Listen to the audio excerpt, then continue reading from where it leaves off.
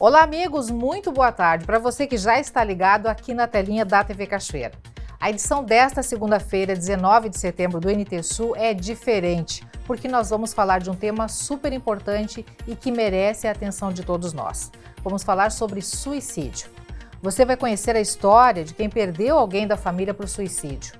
Além de ter que lidar com o luto, a nossa entrevistada precisou suportar o julgamento e sentimento de culpa. Ela precisou de muito tempo para conseguir firmar os pés no chão novamente. E nós vamos falar sobre os desafios e também a superação dela. Para desenvolver este assunto e aprofundar a conversa, eu recebo convidados especiais que lidam com esse tipo de caso e vão ajudar a gente a entender o que acontece nas famílias depois de um suicídio. Por que essas pessoas precisam de amparo e como encarar a vida depois de uma tragédia tão grande. Além disso, você vai conhecer como funciona o trabalho do CVV, o Centro de Valorização da Vida. A nossa equipe conversou com a Lisiane Eberle, que vai contar o papel dessa instituição que salva milhares de vidas todos os anos. Tudo isso você confere a partir de agora no NT Sul, que já está no ar.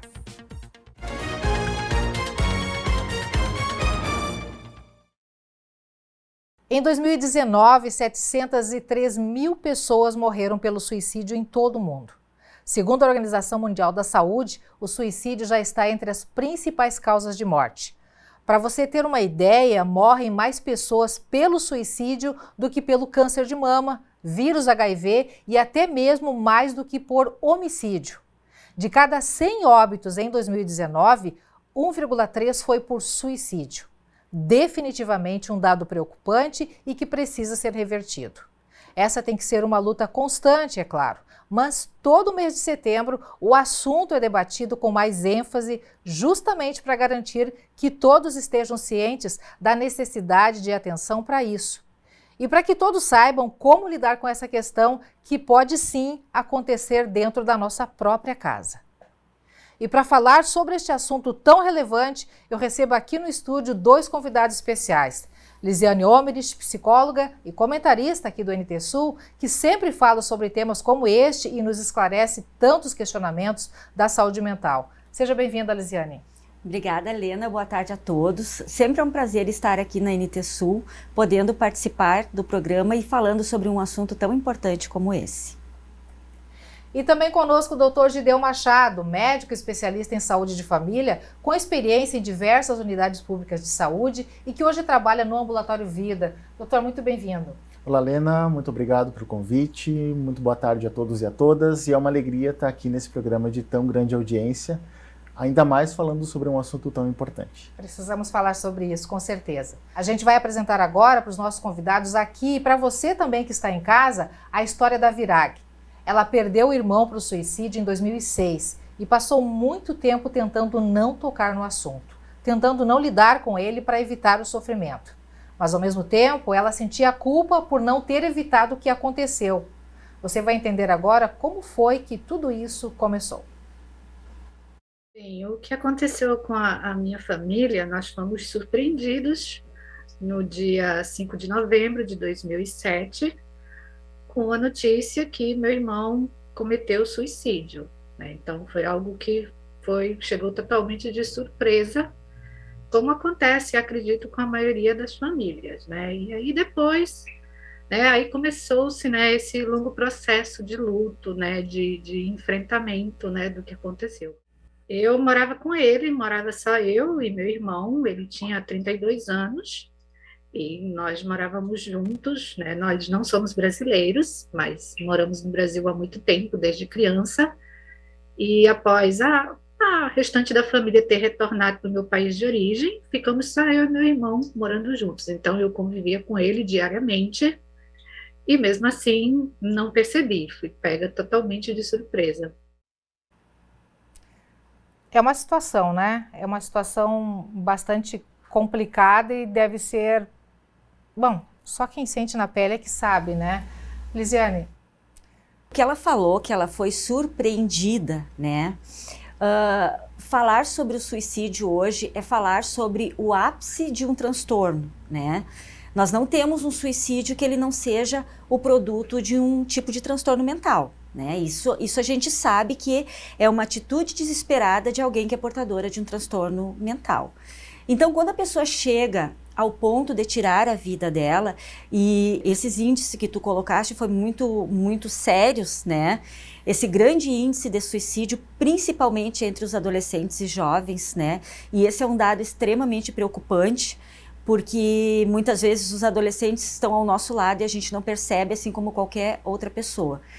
Então, o suicídio, ele vem como uma atitude desesperada de alguém que é portador de um transtorno mental. E quando ela fala que ela foi surpreendida, realmente, porque é difícil tu demover a cabeça de um suicida ou adivinhar quando é que ele vai ter uma atitude suicida. Principalmente se ele está convicto daquela atitude, ele disfarça o máximo que ele pode até a hora dele cometer esse ato insano.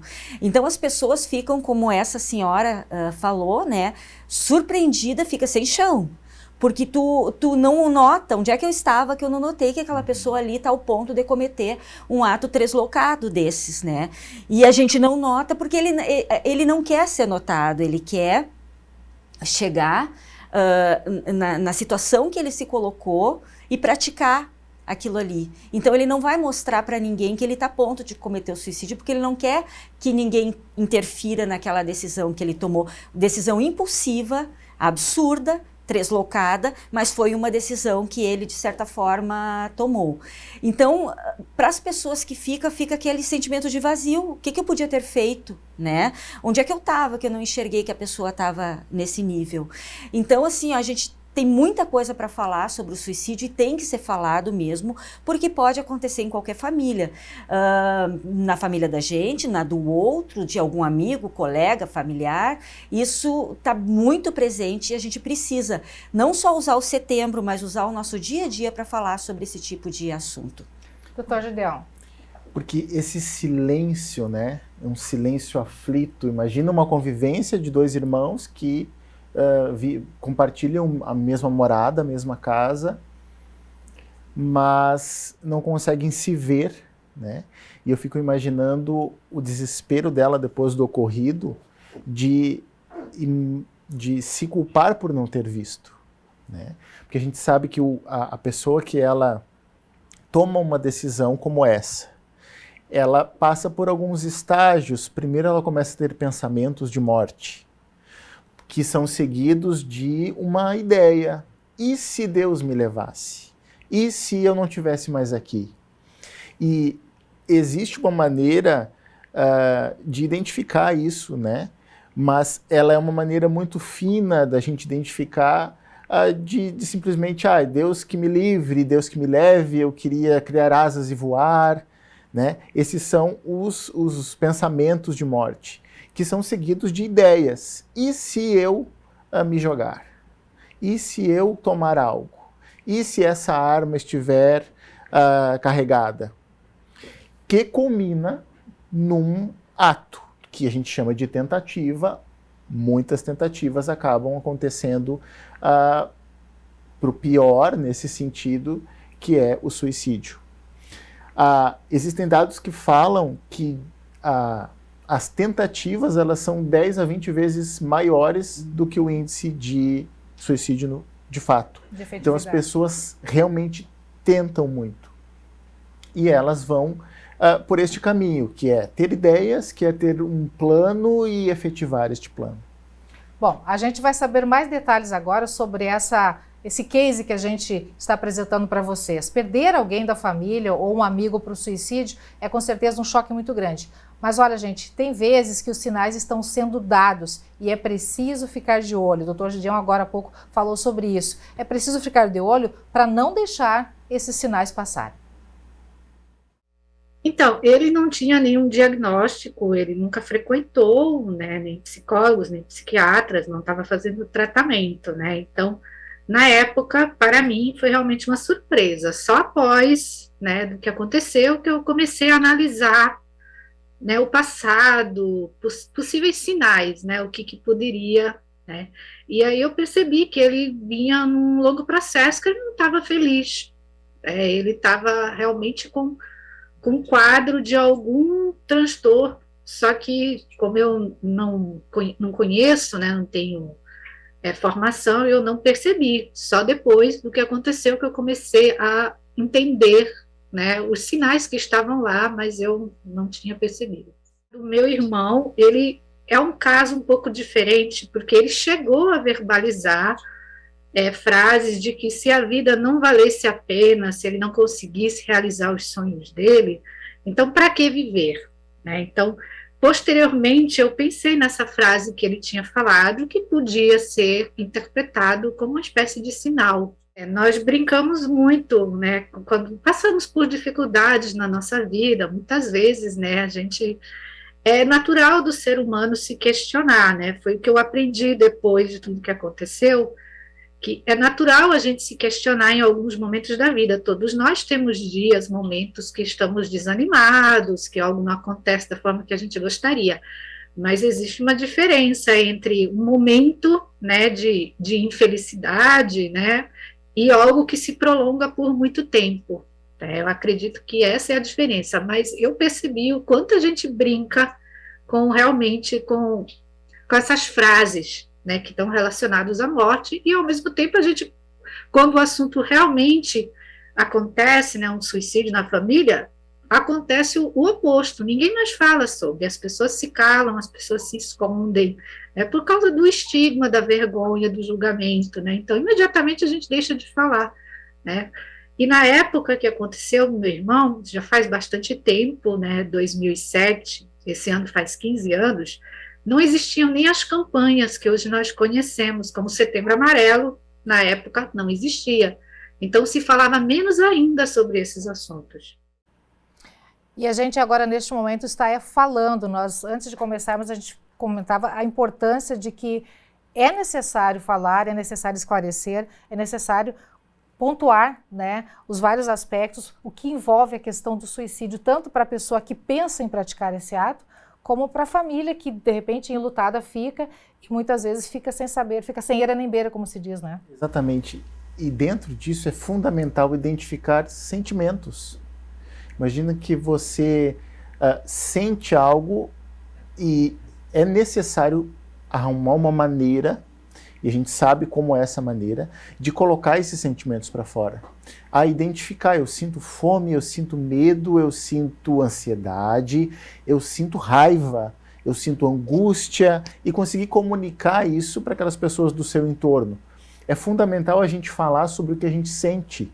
Eu volta e meia pergunto para um paciente que traz uma queixa de ansiedade para o consultório, pergunto quais são os momentos que você se identifica como ansioso. Ah, é na fila do banco, é na fila da lotérica, é quando eu preciso aguardar alguém que não termina de se arrumar. Isso é uma ansiedade natural. Agora, quando a ansiedade vira patológica, quando os sentimentos depressivos ou sentimentos de um transtorno mental passam a causar um prejuízo, acende-se uma luz vermelha de alerta que indica procurar ajuda, né? Procurar ajuda para colocar esses sentimentos, né, Lisiane, para fora, identificando, nomeando os sentimentos, as emoções e tratando elas, uma a uma, né? Complementando o que o Dr. Gideon está falando, né? Quando a gente trabalha num CAPS, por exemplo, que tu trabalha com transtorno grave, severo e persistente, a ideação suicida, ela é muito presente nos sintomas do paciente, mas a gente sabe disso, né? Ele vem com uma esquizofrenia, ele vem com a psicose, ele vem com a depressão profunda, então ele traz uma gama de sensações e ele traz aquela ideação muito presente, ele fala, ele diz, olha, eu tô vindo aqui, eu já tentei suicídio umas 10 vezes, né? Umas 7 vezes, umas 8 vezes, nunca consegui, né? Então ele verbaliza, a gente sabe que aquilo ali é verdadeiro. Então, dentro de todo um tratamento, um plano terapêutico que tu faz para ele, tu já sabe que tu tem que atender essa ideação suicida dele, ela está presente ali.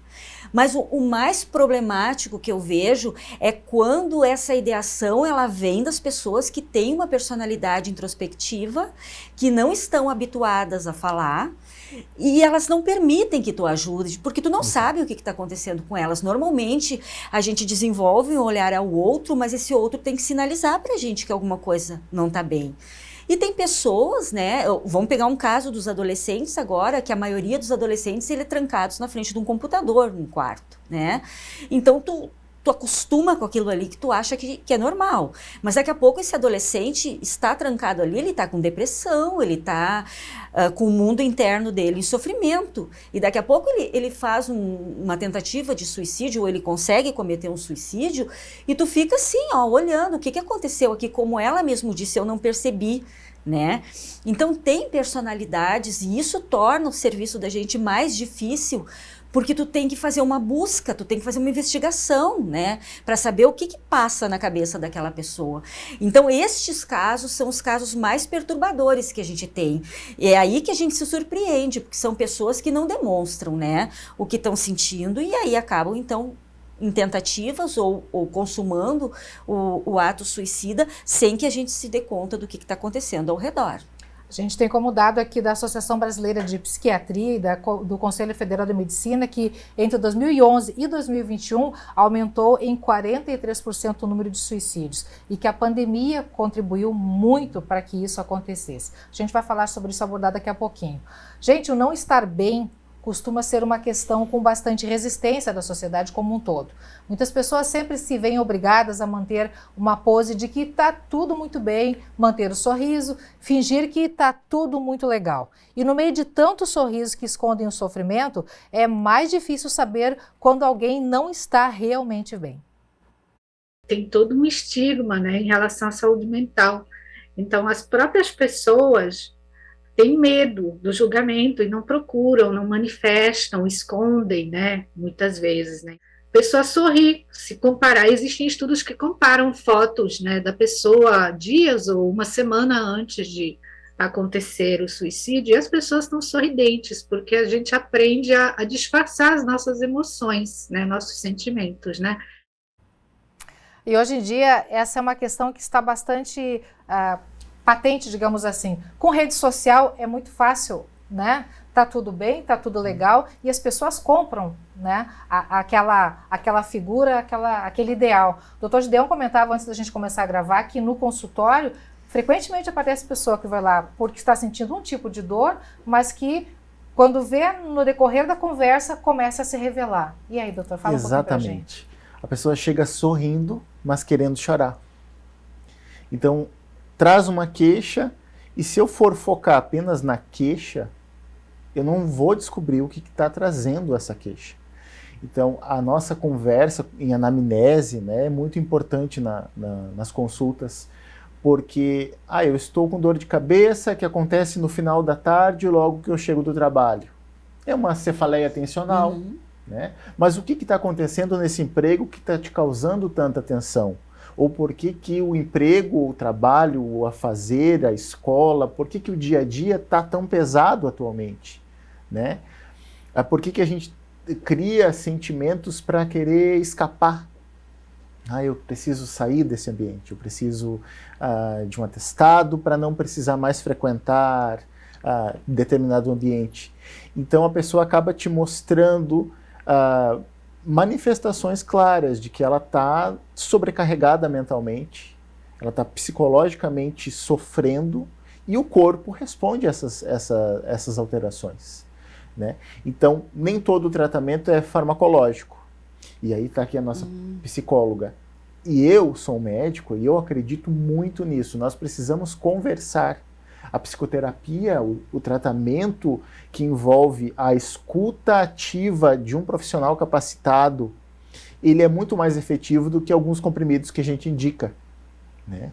Então, quando a gente conseguir fazer um combo de medicamentos, sim, que tem um efeito excelente, mas começar a conversar sobre o que nos incomoda, né, a gente vai conseguir ter uma saúde mental muito melhor.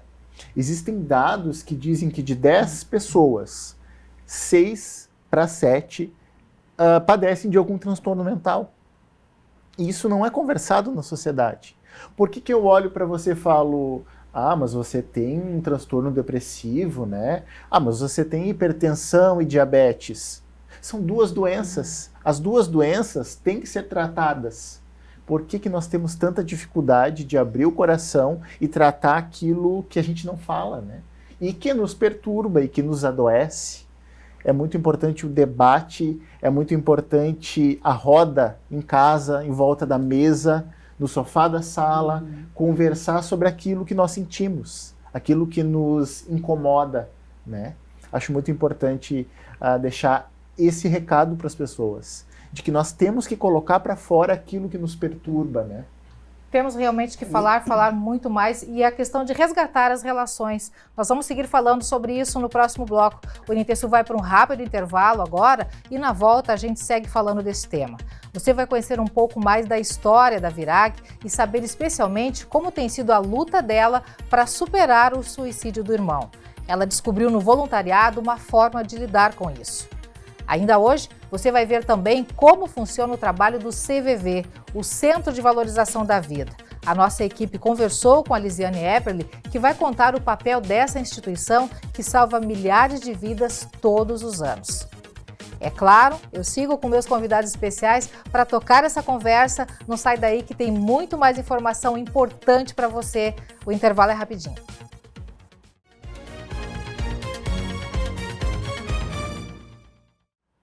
Já estamos de volta, queremos agradecer a sua companhia nesse intervalinho do almoço, viu? NTSU especial, eu falei que o intervalo era rápido e já estamos de volta. Quem está chegando agora já se senta aí, acompanha a gente nesse bate-papo super importante e que merece toda a sua atenção, viu? Eu tenho aqui comigo a psicóloga Lisiane Omerich e o médico especialista em saúde de família, Dr. Gideon Machado. Se você perdeu o início da nossa conversa, nós estamos falando hoje sobre o Setembro Amarelo, prevenção ao suicídio e especialmente o que acontece nas famílias depois que uma tragédia como essa acontece. Depois que o pior já aconteceu, é hora de buscar uma forma de lidar com isso, né, gente? E aí?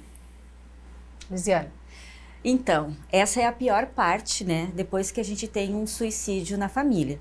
O que fica para essa família? Fica a dor, o vazio e o imenso sentimento de culpa. E muitas vezes o isolamento, porque os membros mais distantes da família, os amigos, os colegas, às vezes têm até receio de se reportar a essa família com medo de não saber o que se vai dizer, né? Mas, até falei num programa da semana passada, aqui num comentário da NTSU, o que a gente recomenda é o recomeço, né? A culpa não vai trazer a pessoa de volta, né? A gente não pode tentar entender o que passou dentro da cabeça de um suicida. Pode ter passado muita coisa, como pode não ter passado nada. Mas ele cometeu o ato num gesto impulsivo, translocado, como eu disse, o ato aconteceu. Só que essa família, ela tem outros membros, né? Ela vai continuar existindo depois desse suicídio. Então, às vezes, tem outros filhos, tem pai, tem mãe, tem uma família mais ampla, tem amigos, tem colegas de trabalho que estão chocados também. Mas é hora de todo mundo se unir em torno dessa família, né? Dando força, ouvindo, né? Confortando. Se não sabe o que vai dizer, muitas vezes estando ao lado, dando um abraço, né? Mostrando que está naquela forma, daquele jeito, a presença. Cada um vai ter o seu tempo para fazer o luto. Numa morte natural, a gente tem um tempo normal para fazer um luto. Tu imagina numa morte suicida, que tu tem que entender o que aconteceu, fazer o luto pela falta da pessoa, se recompor, juntar os pedaços e recomeçar, né? Muitas vezes manter a família organizada e equilibrada. Então, é uma empreitada muito difícil, mas ela não é impossível. Então, nessas horas entram a rede de apoio, né? Terapia, muitas vezes até medicações, igreja, né? Às vezes a gente busca na fé um conforto também, os amigos, os familiares, mas só o tempo, né? Vai poder aplacar a dor, o tempo vai poder responder, dar alguma resposta ao que aconteceu, né? Não se tem, assim, uma fórmula mágica. É verdade. Gente, esse caso que a gente está conhecendo melhor agora se repete em muitas famílias. E como a gente vem conversando aqui, falar sobre o assunto pode sim fazer a diferença. E essa foi a decisão que a Virag tomou. Eu demorei muito para falar sobre isso, né? Quando aconteceu, eu segui, varri o assunto para debaixo do tapete, não quero falar sobre isso, porque no momento que acontece, de repente eu me vi no centro das atenções, né? Então, todo mundo me apontava, muitas pessoas me apontavam e começaram a questionar, porque quando acontece suicídio, muitas vezes se procura culpados, né? O ser humano, ele quer entender o que aconteceu. e imediatamente quem está ao redor vira a pessoa que não percebeu, né, que não viu os sinais, que não impediu, né, que, enfim. Então eu fiz um movimento oposto, né, eu deixei de falar sobre o assunto, justamente para tentar passar, digamos assim, essa fase, né. Só que isso não faz o assunto desaparecer, né, ela continua na minha vida, o meu irmão continua não existindo mais, né. E aí teve um momento, para mim, quando fez 10 anos, né, do suicídio dele, eu me peguei pensando, faz 10 anos, e o que eu estou fazendo com esse assunto? Né? Então, eu percebi que eu fazia parte do problema, o fato de eu não falar, eu também fazia com que o assunto continuasse como um tabu na sociedade. Se nem aquelas pessoas que perderam alguém falam sobre o assunto, quem é que vai falar? Né? E aí eu resolvi que falar era a melhor solução, né? Então, realmente, ajudar o assunto a deixar de ser tabu. Então, foi assim que eu comecei a falar sobre o assunto de forma mais aberta, mas foi um processo por etapas. Como aconteceu? Quando aconteceu? Então, as perguntas que querem saber as minúcias de como ocorreu o suicídio. Então, isso de forma alguma não deve ser perguntado. A outra parte das perguntas são perguntas que querem entender as causas, e aí começam a perguntar, você percebeu algo diferente, sei lá, na véspera, na semana antes, ele estava diferente, ele estava doente? Então essas perguntas que, de forma indireta, buscam um culpado ou, né, apontam que você não percebeu algo que deveria ter acontecido. A gente precisa muito mais de ajuda no dia a dia, porque a vida não para. E quem está num processo de luto, eu acredito que isso vale não só para o luto, para o suicídio, precisa de ajuda até nas menores coisas, né? Então, alguém que se preocupe de, sei lá, fazer um almoço para a pessoa, né? De auxiliar a arrumar a casa, por exemplo, porque ficam coisas para se arrumar. Estar lá disponível para ajudar. Na verdade, quando acontece tudo isso, a gente já comentou aqui que o que a pessoa precisa, a pessoa que fica, a família, né, os que ficam, precisam de um acolhimento diferenciado, sob risco de serem as próximas vítimas de todo esse contexto, de toda essa situação. Né? Exatamente, identificar aqueles sentimentos, né, a falta da pessoa vai virar uma presença, porque essa busca por tentar entender, por tentar resolver algo que aconteceu, que ficou, né, no passado, e a vida, como diz a Virag, segue. Né? Então é muito importante esse acolhimento dos sentimentos e esse apoio, né? Seja dos amigos, da família, pessoas que estão no redor, né? Para preservar essa pessoa em saúde, né? Frente a essa notícia trágica que aconteceu e que vai deixar aí no período de 6 meses, 1 ano, 5 anos, o luto, né, vivo, né, na vida da pessoa. Não tem que procurar culpados, Lisiane. Logicamente que não. A Virag se colocou muito bem no que ela falou, né? O suicídio tem que deixar de ser um tabu, né? E quanto mais a pessoa que teve essa triste situação na sua família, quanto mais ela falar, mais ela vai ouvir o que ela está falando, mais ela vai enfraquecer aquele sentimento, mais ela vai conseguir entender, ela não vai ficar envenenada com aquilo ali. Porque não tem culpados, não existe culpados, né? A vida foi dada para cada um e isso é uma escolha que as pessoas fazem, né? O suicida escolheu aquilo ali naquele momento. Então, como eu disse, ninguém conseguiria demover ele dessa ideia. Então, pior coisa é achar culpados. Tem que caminhar todo mundo junto, com acolhimento, como o Dr. Gideon falou, né, com acolhimento, falando sobre o assunto, porque esse assunto não pode ser escondido embaixo do tapete. Escondeu embaixo do tapete foi coisas que não saíram, não foram verbalizadas, foram dores que vão ficando dentro da pessoa.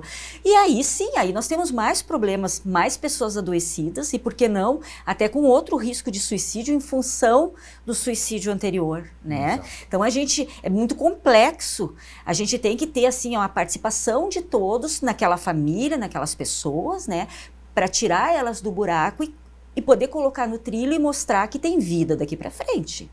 E tem também a questão, eu acredito que nesses casos, o Dr. Gideon também pode dizer se eu estou certo ou não, que já falei que as pessoas às vezes procuram um médico, procuram uma assistência, demonstrando algum tipo, dizendo que sentem uma coisa, na verdade elas estão camuflando um outro sentimento, uma outra... É um pedido de socorro diferente. Exato. É uma maneira de tentar sinalizar aquilo que não sai com palavras, né? O corpo expressa, a pessoa está incomodada, está em sofrimento, está em angústia e procura o profissional da saúde.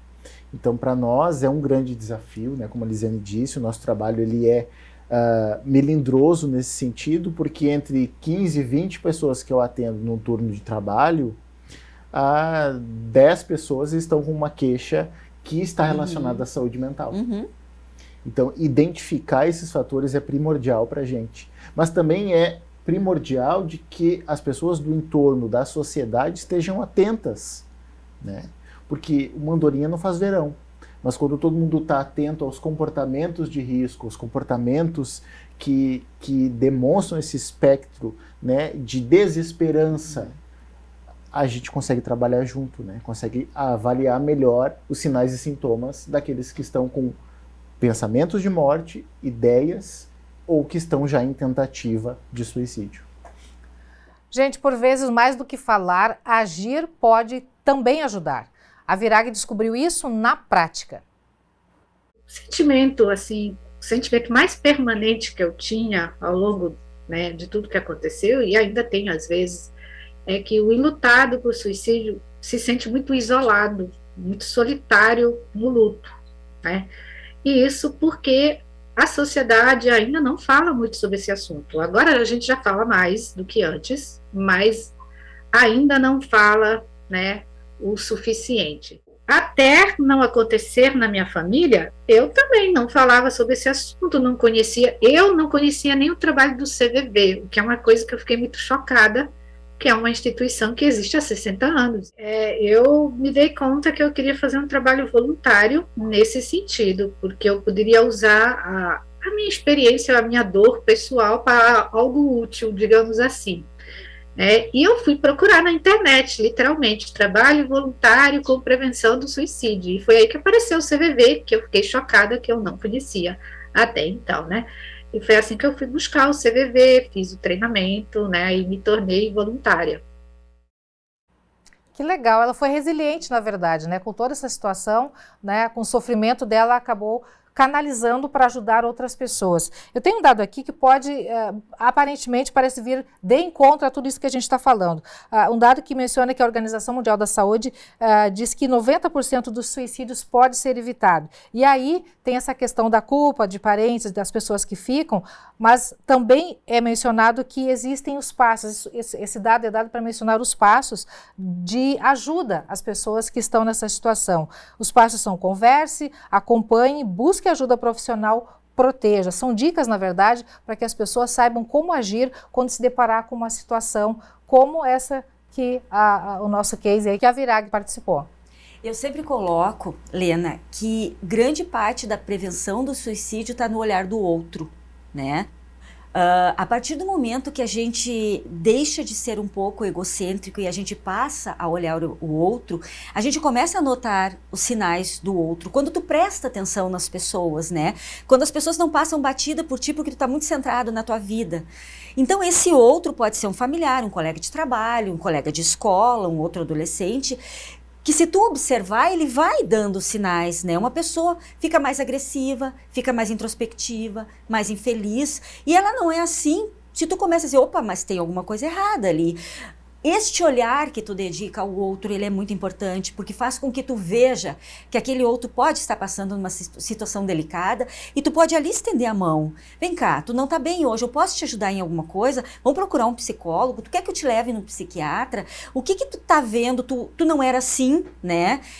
Este acolhimento, essa importância que a gente tem que dar a outra pessoa, isso é fundamental. Porque tu olha, tu tem que olhar as pessoas, né, na sua essência, e não só passar despercebido como se tu fosse o centro do mundo. Então isso é muito importante, estender a mão. O que ela colocou, assim, ela pegou o luto dela e foi ajudar, né, foi estender a mão para outras pessoas. Isso é um grande suporte para uma prevenção de suicídio, né? As pessoas não estão sozinhas, então elas estão sendo observadas pela família, pelos amigos, por companheiros, por conhecidos, né? Então eu vejo isso como fundamental hoje numa prevenção. Sim, e no sentido de a pessoa se colocar no lugar de, né, empatia. Eu não sofro algumas situações que eu vejo que os meus pacientes estão sofrendo, mas eu faço o máximo para me colocar no lugar deles. Isso é ser eu não sinto esse sofrimento, mas eu tento me conectar com ele para me colocar no lugar dessa pessoa. E esse recomeço da Virag é incrível por isso. Ela já sentiu, inclusive, e sente a dor do luto, e ela conseguiu reunir essa dor para acolher a outros, para ajudar outros e para ficar ali à disposição do CVV para conversar. Então, se colocar no lugar, né, esse olhar que a Lisiane fala, do nosso próximo. Eu comentava aqui com a Lena de que atualmente hoje, em 19 de setembro de 2022, eu atendo pessoas que estão com fome. Verdade. E na nossa bolha, da nossa sociedade atual, daqui a pouco você diga, mas como é que é possível? Então não trabalha, não tem dinheiro? Mas é uma realidade. Existem pessoas que estão com uma refeição diária. E às vezes a gente não consegue ver esse sofrimento que é tão visível que está na mesa do nosso vizinho.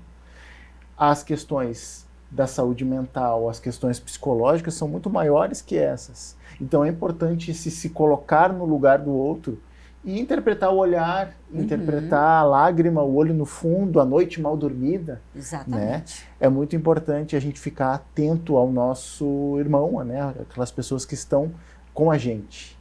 Né? Gente, o último intervalo agora e na volta eu sigo com a Lisiane e com o Dr. Gideon aqui para conversar mais um pouquinho. E é também depois dos comerciais que você vai ver como funciona o trabalho do CVV, o Centro de Valorização da Vida. A nossa equipe conversou com a Lisiane Eberle, que vai contar o papel dessa instituição, que salva milhares de vidas todos os anos. É depois do intervalo, continue com a gente.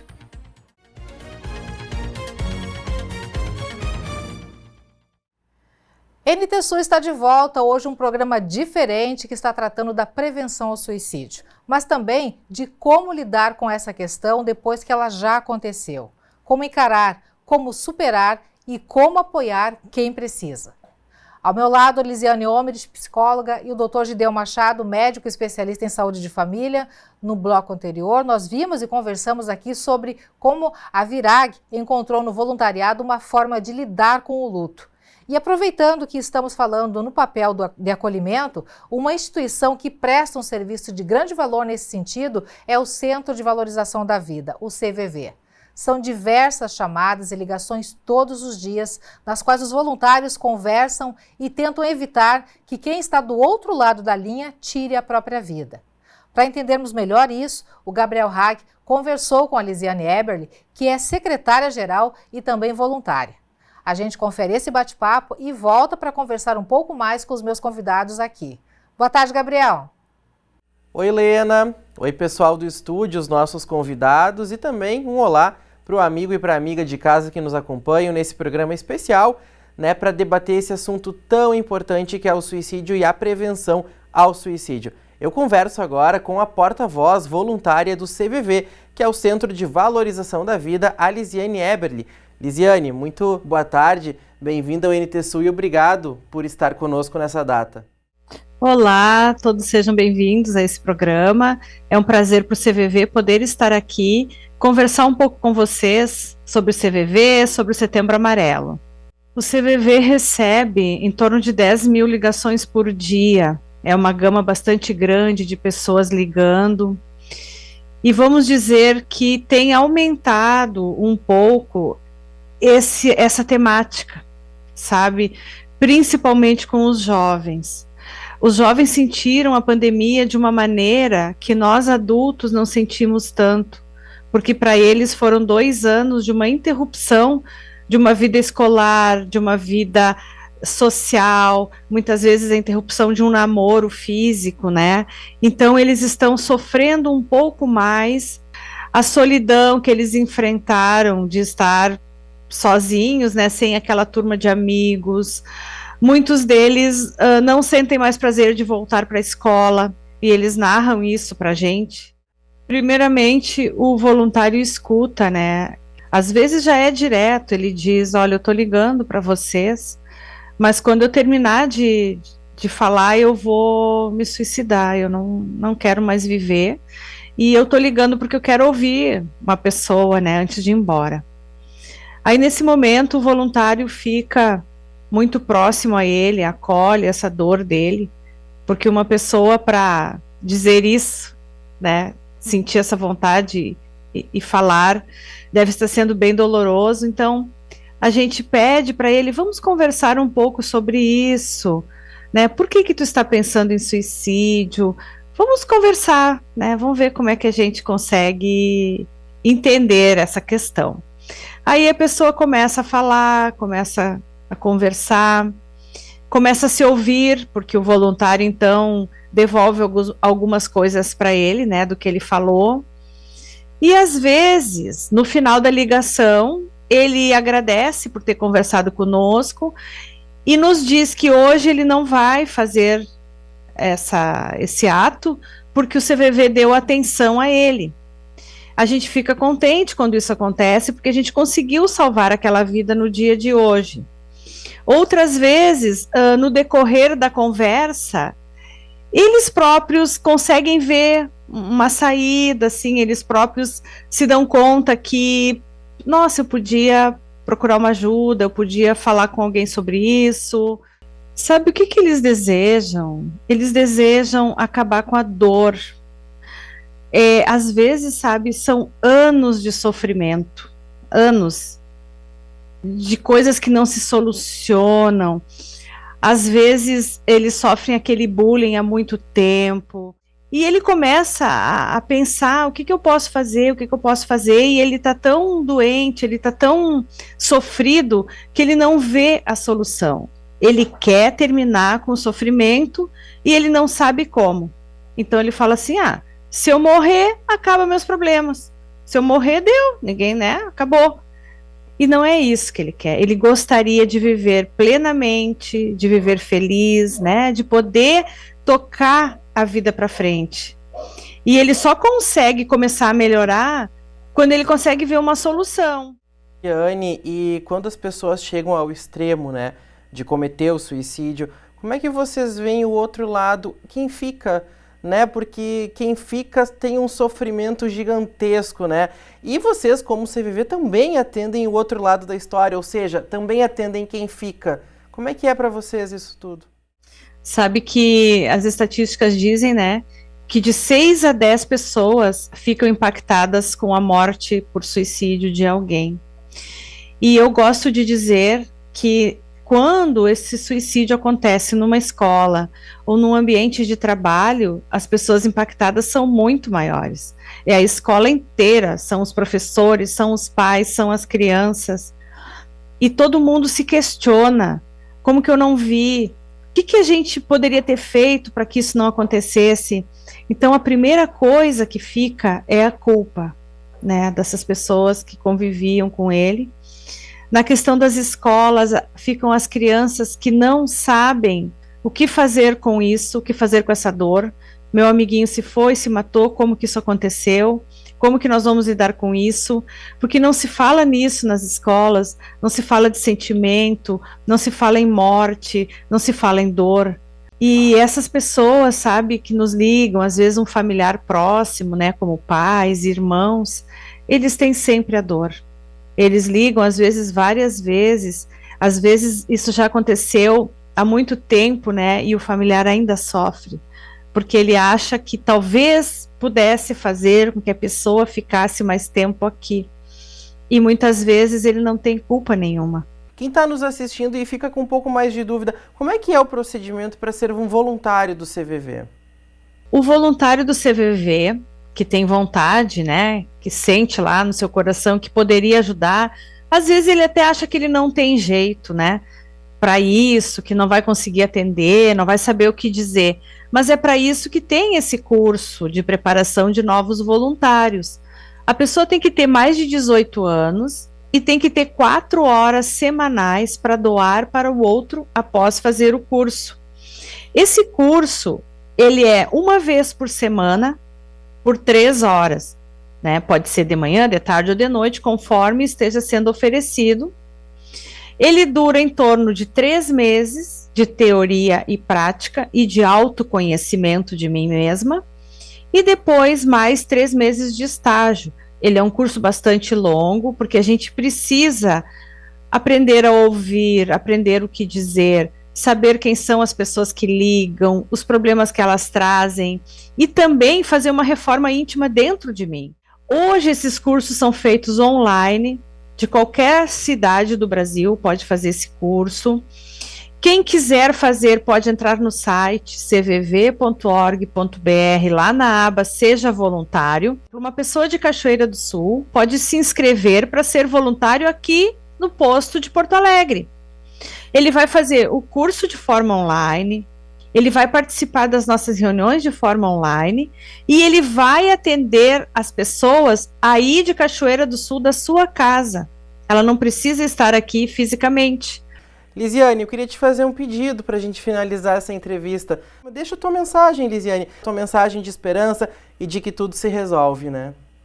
Não deixe acumular dentro de você as suas dores. Fale delas. Vá falando que as coisas vão se resolvendo. O ruim é deixar acumular, porque quando acumula é mais difícil de conseguir colocar em ordem as suas questões, né? Então, 188-188, gratuito até para celular sem crédito, pode ligar, que será atendido e será ouvido e vai conversar com os voluntários de plantão. Lisiane, te agradeço então. E Lena, agora eu volto contigo. Vou ficar mais um pouquinho aqui com a Lisiane, mas eu volto contigo ao estúdio para que tu e os nossos convidados deem seguimento a esse programa.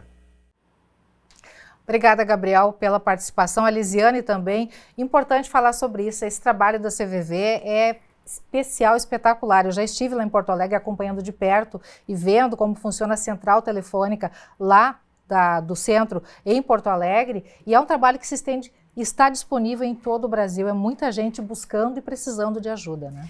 Esse trabalho ele é muito especial mesmo, porque ele oferece um conforto para quem está vivendo num mundo desequilibrado, né? Então, que bom que são 10 mil atendimentos diários, né? Pessoas que em algum momento elas estão buscando o CVV, é uma vida que se preservou, né? E o dado que eles trazem de jovens, né? Isso preocupa muito a gente. Principalmente depois da pandemia, porque os jovens tinham uma vida estruturada antes da pandemia, de repente eles se viram confinados dentro de casa, né? Tendo que viver um outro momento que se estendeu, foram quase 2 anos. Isso trouxe sequelas para esse jovem. E o jovem tem uma característica que assusta muito a gente, que enquanto um adulto ele vem demonstrando, né, ele vem desconstruindo e a gente vai vendo, assim, o Dr. Gideon sabe dentro do consultório que ali tem alguma coisa, o jovem não demonstra nada, ele não dá a oportunidade de alguém ajudar ele, ele vai lá e comete a tentativa de suicídio, assim, ó, estanque. Ele não passa por um tratamento psicológico, um tratamento psiquiátrico, né? Não, ele vai assim, ó, do 8 para o 80. E isso assusta muito porque ele fica muito fragilizado. E ele impede que os profissionais, que a família, que os amigos possam ajudar ele. E aí entra a maturidade emocional dele, né? A maturidade, um ego fragilizado, né? Uma série de considerações que se tem por ele ser jovem, né? Por ele ser adolescente. E aí ele faz, então, essa passagem rápida de uma situação estável para um ato, né, de total desequilíbrio. Isso gera uma instabilidade muito grande até no profissional que não tem tempo de ajudar aquele jovem. Por isso o índice tão grande, né? Só para complementar, para ilustrar essa questão dos jovens, dados aqui de uma pesquisa que jovens na faixa etária entre 15 e 29 anos, suicídio é a 4ª causa de morte nessa faixa etária. Isso afora acidentes de trânsito, tuberculose e violência interpessoal. Então, quer dizer, é muita coisa, é muita Já gente. Já é quase um problema de saúde pública, né, doutor? Saúde pública. Depois da pandemia, isso se acentuou muito, né, em função do desequilíbrio que todos nós, né, fomos acometidos dessa situação diferenciada que tivemos que viver. Né? Sim, a falta de esperança, né, no futuro. A falta de perseverança num meio presente, né? De você olhar a sua situação e não conseguir ver uma saída e fazer a opção, não, eu acabo com isso aqui. Né? Eu fico imaginando o alívio que é para uma pessoa pegar o telefone, né, um telefone que vive na nossa mão, e discar e ser acolhido por uma pessoa. Nossa. Uma pessoa que ela não conhece, que ela nem precisa conhecer. E não vai conhecer. E não vai conhecer. Né? Então ali ela pode desnudar a alma dela, ela pode ser quem ela é. Né? E receber uma orientação capacitada de um profissional, de um voluntário, de uma pessoa que está disponível para ajudar. Né? Então é um trabalho incrível, realmente, que supre as nossas faltas do sistema público de saúde, do sistema privado, né, às vezes, porque a pessoa só precisa de uma linha telefônica. E que pessoas abençoadas que estão do outro lado, que resgatam uma vida de forma voluntária, né? Isso não tem preço. Né? E o canal está aberto, inclusive foi mencionado na entrevista com o Gabriel ali que tem canal aberto para quem quer prestar trabalho voluntário. São 10 mil atendimentos por dia, mas apenas 4 mil voluntários. Então, está precisando de gente, e você que nos acompanha, se pensa em fazer um trabalho voluntário, quem sabe é a sua oportunidade.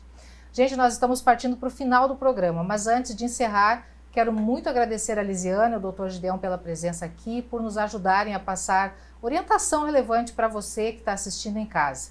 Muito, muito obrigado pela parceria, eu agradeço de coração a cada um de vocês. Sempre à disposição, Lena, NT Sul, a gente fica à disposição da nossa sociedade, das nossas pessoas, que é o bem mais importante de uma nação. Né? E agradeço a esse canal por estar trazendo a nossa voz, né, em prol das pessoas. É uma alegria sempre participar com vocês. Coisa boa, a gente fica muito feliz em poder contar com essa parceria. Lisiane? Eu agradeço sempre, né? Para mim é uma felicidade muito grande e quero deixar os serviços da saúde mental do nosso município, que nós temos 8 serviços para todos os tipos de transtorno mental.